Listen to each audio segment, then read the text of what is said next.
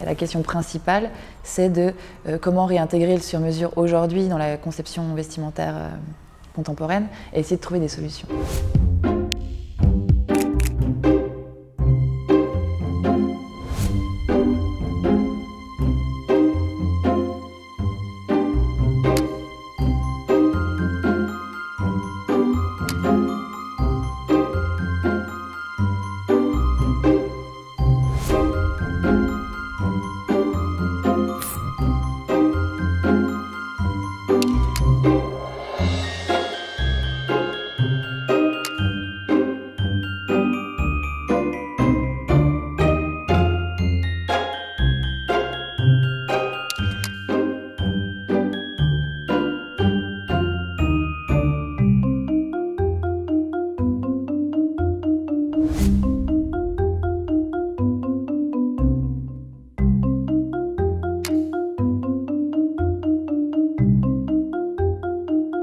Par rapport à l'impact environnemental, c'est-à-dire que la mode c'est la deuxième industrie la plus polluante au monde, on le sait aujourd'hui, et cette machine me permet de produire donc sans chute et de manière locale, puisque en fait on peut rencontrer l'individu qui malheureusement en prêt-à-porter on appelle un consommateur et n'existe pas du tout dans la chaîne de création ni de conception. Donc il n'y a aucun lien en fait qui se fait à aucun moment, et pour moi c'était important de repartir de l'individu au départ, d'où aussi cet intérêt de même pourquoi pas regarder ce qui se passait sous notre peau et ce rapport en fait au sur-mesure.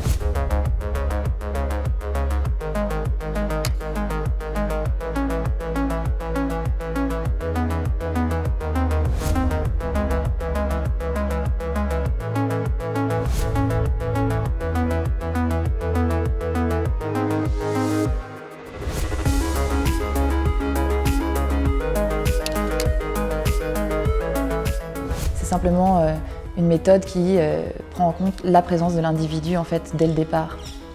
Bien souvent on l'oublie et en fait on ne correspond pas du tout aux normes de gradation, et notamment la prise de mesure est quelque chose de très important. Et en fait de raccourcir le temps de production avec cette machine me permet de réintégrer un moment de partage, de prise de mesure, de discussion et de décision en fait du modèle.